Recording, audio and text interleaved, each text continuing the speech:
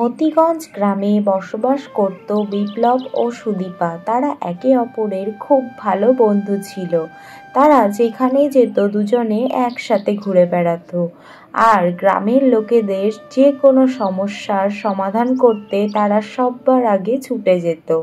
আর এদিকে বিপ্লব প্রায় সব সময়ই সুদীপার পেছনে লাগতো, তাকে নিয়ে ইয়ার্কি ঠাট্টা হাসি মজা করে বেড়াতো। বন্ধু, তোকে যদি এক ঠেলা মেরে এই নদীতে ফেলে দেই কেমন লাগবে তোর? বিপু, এইসব কথা নিয়ে কিন্তু তুই একদম দুষ্টুমি করবি না। মা কিন্তু আমাকে বারণ করে দিয়েছে এই ধরনের কথাবার্তা বলতে। আরে আরে, তুই রাগ করছিস কেন? আমি তো তোর সাথে একটু মজাই করছিলাম। না রে বিপু, আমি রাগ করিনি। আমি শুধু তোকে বলছি এই সমস্ত জিনিস নিয়ে মজা করিস না, না হলে তো তুই সব সময় আমার সাথে মজা করতে থাকিস। আচ্ছা বাবা, ঠিক আছে, এই সমস্ত জিনিস নিয়ে তোর সাথে আর মজা করব না। চল আমরা একটু বাজার থেকে ঘুরে আসি।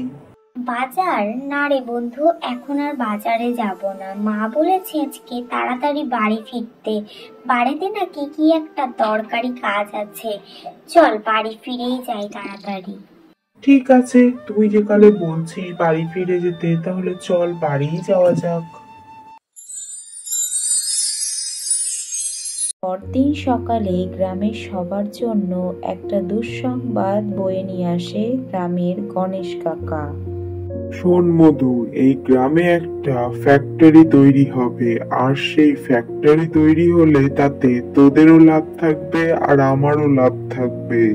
কিন্তু বাবু, যদি ফ্যাক্টরি তৈরি হয় তাহলে আমরা গ্রামের লোকেরা থাকবো কোথায়? আরে বোকা, তোরা থাকবি কোথায় সে নিয়ে চিন্তা করতে হবে না।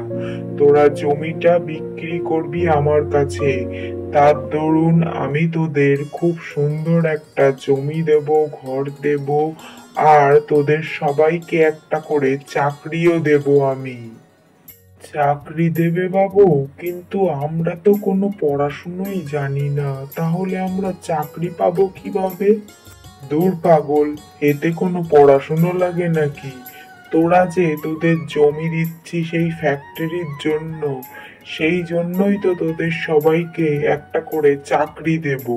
সত্যি বাবু, তুমি ঠিক বলছো, আমাদের সবাইকে একটা করে চাকরি দেবে, তাহলে আমি জমি বিক্রি করতে রাজি আছি।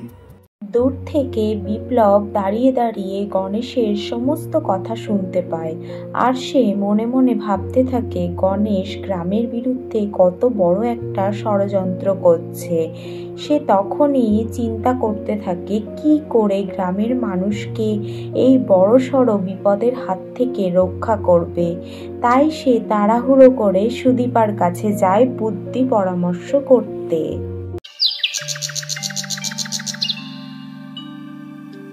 সুদীপা, তুই জানিস গণেশ কাকা গ্রামের লোকেদের কাছে এসে মিথ্যে কথা বলে তাদের জমি কিনতে চাইছে? না তো, এই কথা আমি জানি না। তুই কোথা থেকে শুনলি? আজ সকালে গণেশ কাকা ওই চার দোকানের মধু কাকা আছে না, তাকে বলছিল জমি বিক্রি করলে নাকি এখানে ফ্যাক্টরি তৈরি হবে, আর সেই ফ্যাক্টরিতে নাকি গ্রামের মানুষজনদের চাকরিও দেবে, আবার জমির দরুন বাড়ি দেবে থাকার জন্য। কি বলছিস কি তুই এই সমস্ত কথা? এটা আবার হয় নাকি? আমার তো মনে হচ্ছে গণেশ কাকা বড় একটা ষড়যন্ত্র করছে। হ্যাঁ রে, আমারও শুনে তাই মনে হয়েছে। ওই জন্যই তো তোকে বলতে এসছি যে গণেশ কাকা কিছু একটা বড় সড়ো ষড়যন্ত্র করছে গ্রামের বিরুদ্ধে। আমাদের সেটাকে আটকাতেই হবে। শোন, আমাদের গ্রামের প্রত্যেকটা বাড়িতে গিয়ে বোঝাতে হবে জমি বিক্রি করলে তারা কিন্তু খুব বড় একটা বিপদে পড়বে। হ্যাঁ, এটা কিন্তু তুই ঠিক কথাই বলেছিস, কিন্তু আমরা যদি পড়াশুনো বাদ দিয়ে এই সমস্ত করি তাহলে গ্রামের লোকেরাই বা আমাদের কি বলবে, আর আমাদের মা বাবাও কি বলবে আমাদেরকে? ওইসব কথা ভাবলে এখন চলবে না। গ্রামের উপর খুব বড়সড় একটা বিপদ ঘনিয়ে আসছে, আমাদেরকে কিছু একটা করতেই হবে। এই কথা বলে তারা দুজন গ্রামের মানুষকে সাহায্য করতে বেরিয়ে পড়ে।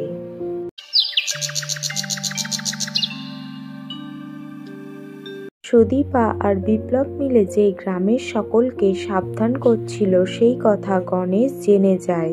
তারপরে সে রেগে গিয়ে গ্রামের লোকেদের কাছে আসে। রাস্তায় তার সাথে বিপ্লব আর মধুর সাথে দেখা হয়। এই ছেলে, তুই আমাদের বিরুদ্ধে ষড়যন্ত্র করছিস, গ্রামের লোকেদের কাছে গিয়ে আমাদের নামে উল্টোপাল্টা কথা বলছিস। আমি ষড়যন্ত্র করছি? আমি গ্রামের লোকেদের কাছে গিয়ে আপনাদের নামে উল্টোপাল্টা কথা বলছি, নাকি আপনারা গ্রামের মানুষদের ঠকাচ্ছেন?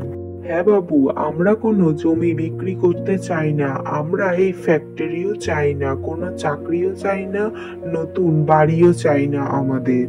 তোরা অনেক বড় একটা ভুল করলি, পস্তাবি, তোরা সকলে একদিন পস্তাবি। আর ভাবিস না আমি তোদের ছেড়ে দেব, আমি আবার আসবো, আর এই জমি আমি নিয়েই ছাড়বো, আর এখানে ফ্যাক্টরি তৈরি হবেই। আপনি আমাদের কিচ্ছু করতে পারবেন না, কারণ আমরা গ্রামের সবাই একসাথে আছি। আমরাও দেখে নেব আপনি কিভাবে এখানে ফ্যাক্টরি তৈরি করতে পারেন। এই সমস্ত কথা বলার পরে গণেশ সেখান থেকে চলে যায়।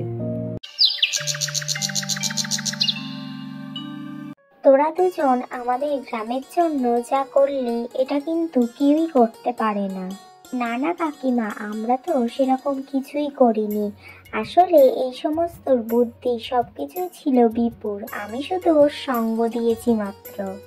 সে তোরা যেটাই করেছিস সেটা কিন্তু খুবই ভালো করেছিস, কারণ তোদের এই বুদ্ধির জন্য আমাদের এই গ্রাম ছেড়ে যেতেও হয়নি আর কাউকে ঘরও ছাড়তে হয়নি।